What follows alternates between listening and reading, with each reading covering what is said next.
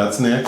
And that's Joseph. And today we're here to talk about Adam, the directorial debut by Rhys Ernst, who's better known as a producer on the hit Amazon series Transparent. Okay. Which is also so it's a film about trans issues set in 2006 New York. Yes, it follows the story of a cis white male who's straight named Adam, who is trying to avoid a summer trip with his mom and dad, and decides or convinces them to let him spend the summer with his older sister in New York.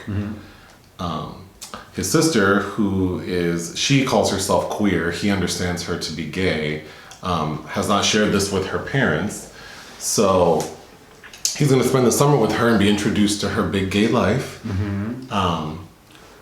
Which he had said, and Casey is her name, played by Margaret Qualley, who's Annie McDowell's daughter, about to be seen in Once Upon a Time in Hollywood, the new Tarantino, she's unabashedly queer in this, and he kind of starts to get his first introduction into the trans community because she's dating a trans man named Casey, who they refer to as Boy Casey. And kind of the predictable conversations that happen around that when a straight white cis man is introduced to trans folks. Yeah. I think he's a little more sensitive. Yeah, he's a little more open-minded. Considering his sister's not out to their family. And did we mention this is set in 2006 New York? I don't recall, but it's set in 2006, oddly, which we can talk about later. But the story kind of chronicles his experience attempting to date, like having a summer romance in New York. The first woman he meets out at a bar mistakes him for being a trans man. Because his sister's only bringing him to like queer spaces, so everybody assumes that he's queer. Sure. So that seems to upset him. He goes out with his sister and her friends again, locks eyes on a woman he finds very appealing. She interacts with him, and at the end of the evening also mistakes him as being trans. So the bulk of the movie is him sort of navigating this relationship with this girl who he decides he's going to pretend to be trans for. Which doesn't, it's pretty predictable how it goes. Right, because it's a role reversal where he has to come out as cis, basically. So this was difficult for me to talk about because I do want to be sensitive to the film because I think these stories are important. I just didn't think the movie was that great, so I think maybe we should just talk about the good parts first. Well, it's based on a 2014 novel by Ariel Schrag, a YA novel, and she adapted her own screenplay, and she also has written for L Word, but Oh, I didn't know that. Okay. And there are snippets of the L Word featured in the film, but the dialogue is a big problem. Well, here, let's talk about the good of the film first, because I think that'll be easier for me to unpack. So I really like the idea of this story tackling something that is quite interesting, which is the idea of how as a culture or a society we view trans people and the validity we give trans people and their gender identity. Because there's a scene like in the beginning of the third act, I think, where we see a news story chronicling a trans woman who's been murdered. Yeah. And everyone in the house, of course, is upset by this. However, Adam has brought his childhood friend to visit him for some reason, or allowed his friend to visit him. And his friend is very insensitive to the issue, saying that, the trans woman should have told the man who killed her she was trans before she had sex with him. And that upsets the house. But I think that's interesting because that sort of notion, which is often played, this scenario is often played out on trans women, right? Yeah. Because it's cis straight men who are committing acts of violence, generally. So it's interesting to see it sort of flipped in reverse. So this, cis straight male is pretending to be trans and is incapable of sharing that with his partner because he's afraid. So I think that dynamic is interesting. I also think his love interest, Jillian, did a very good job. Yeah. I think that's about all I have to say that's positive about the film. She's my favorite character because she's the only one that seems sensitive and not totally self-absorbed.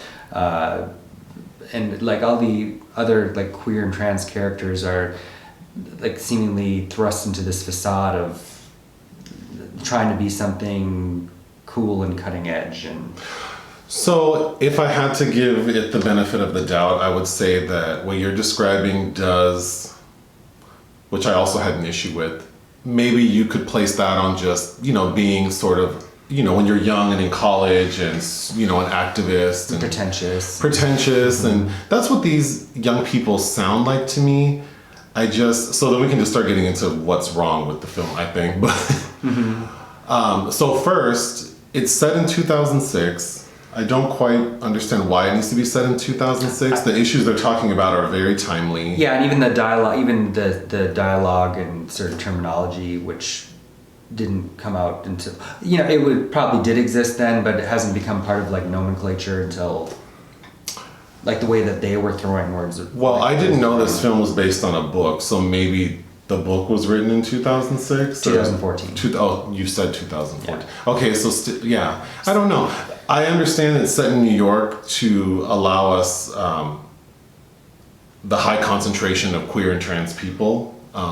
So it makes sense that it's in New York, but if it were set in more current times, I feel like this could have been set anywhere. It didn't feel like New York. It also doesn't feel like New York. I thought there were several scenes, there are many moments when I thought the film was like, could have been set in San Francisco or Silver Lake. It just doesn't seem like a New York backdrop. And in 2006, like we see a snippet of Bush on the screen, but the conversations, the LGBT community and the fears going on then under the Bush administration are not really captured at all in this either. Right, that's a good point. So yeah, sort of the assault on the LGBT community in 2006 really isn't on display in this film. So it's almost like they didn't take advantage of the time. Right, like in 15 years when Trump is going to be in the background of all these period piece films, like you're going to have to mention a lot more than... Yeah. And like you mentioned, the language they use seems a little more... They all seem very enlightened, which I understand these are members of the community speaking about themselves, but it just felt more... It didn't feel like 2006. No. At all. And I don't think the role reversal thing is that novel because as I've mentioned to you discussing this film already, like I couldn't help but think of something like a throwaway film like Three to Tango with Matthew Perry, who everyone thinks is gay, but he's not. And the third act reveal is he gets to come out as straight and he's had this, queer experience though. And I think that a few of the recent films I've seen about trans people through a white cis lens have this same kind of problem, because there's another film that premiered at Cannes called Port Authority, and it's about a white cis man falling in love with a black trans woman, and kind of it navigates some of similar territories that kind of come across as problematic, because in the end of this film when he comes out as cis, Jillian, they have that walk in the woods where they scream in the air and she says, I'm a bisexual woman. He says, I'm a cis white guy or whatever. She's had to redefine her sexuality and he has not at all. Like she's a self-defined lesbian who has to now consider that she's experienced an attraction to an opposite sex person. Yeah, it falls back, and also it falls back on those tropes of like a lesbian just hasn't found the right man kind of thing. Like there's all those things that you could pick at in the threads that the film is not intending, but I think because it's not very eloquent at all, sure, it makes it vulnerable to those kind of critiques. Yeah, you're right. I mean, I don't. Maybe I'm reading too much into it, but that's what I would say. But you're allowed to. I think, what these characters are experiencing and how they're reacting to each other is valid because it is what it is. Right. That's the story. I don't know. It just seems very like inauthentic. Yeah, like even Like when, everyone's easily offended. There's no. It just seems like a very sad movie. It's dark. There's not a lot of joy. No one seems happy. there's some like lesbian sex parties that are. That was actually interesting because I didn't know lesbians get down like that. But so that was encouraging. But it just the tone of the film was not. I'm a little confused actually, like what the message is. Because if it's just the story of a boy named Adam. Well, the line of dialogue I wrote down during the third act wrap up is lying is stupid and lonely. Lying is stupid and lonely. That Margaret Qualley says, and it's like, I guess that's be your authentic self. Maybe I wouldn't be so like unsatisfied by the film if there would have been more emphasis placed on the decision of this character to not identify himself as cis. And what that means and the juxtaposition between the privilege he has to do that versus, let's say, a trans woman of color, which is the group that's being targeted with violence the most. Right. That community doesn't have the option to choose. Right. And so that to me is the more complex, riveting, and important issue. So I'm not sure if the filmmaker was trying to make a statement or just trying to tell this, what I think is kind of a whack-ass story. If it's just the story, like, oh, this is the story of a boy named Adam, then Adam's kind of whack and dry and boring, and I don't really care about him. And it's just like, oh, you're just like this straight white kid who, his parents can afford to send him to New York for the summer to live with his sister who's going to Columbia. Mm-hmm.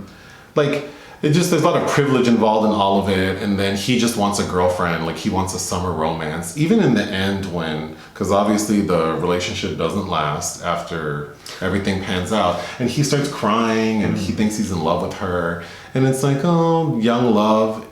It doesn't feel that warm and charming for me to believe, like, that the purpose of the story is to tell a story of love. Even the magnitude of what has transpired is, and as like Leo Sheng, as Ethan's character, says to him, like, you adopted a marginalized identity and abused that power, but it's still not really examined that he had sex with this woman and did not tell her that he was a cis man. So let's talk about that sex scene quickly. So he basically puts he's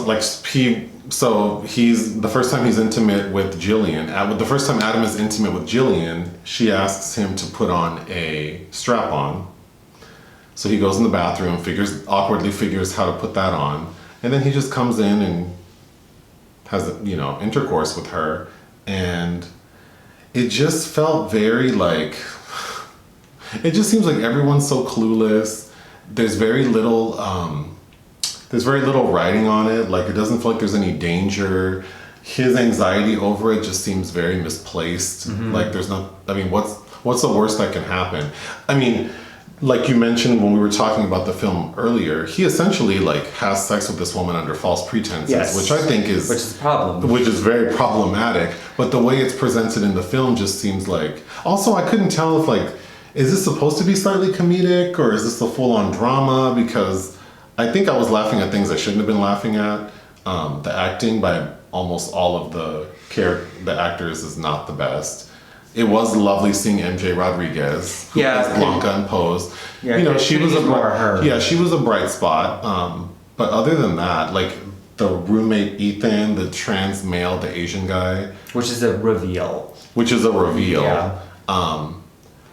I thought his dialogue and acting was not the best. It felt very first wavy. In a way, as far as trans yes, it felt like one of those films that I rented when I was in college in the late 90s, and I would go to Hollywood Video and go in the LGBT section, which is funny because that's 3 shelves. They bring up what's the movie called with Nicole Ari Parker that's referenced twice in this, the positively true story of 2 girls in love. Oh, I don't recall that. Well, Well, they have a big poster for it, and then Oh. Jillian rents it and talks about how her mother loves it almost more than she does. Okay. Which is like a late Oh, night, yes, like a 97 yes. film. Yeah. But It feels dated. yeah, because even in 2006, would that have been the go-to lesbian? Maybe there weren't a lot. Maybe, I don't know. I would give this film 1.5 stars.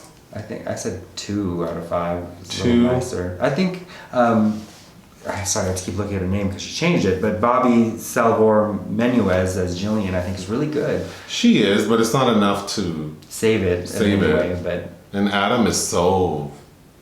like the title. He's a cute little guy, and like. But even the title of the movie, like Adam, like. Anyway. Anyway, so yeah, that's that. All right, bye. Bye.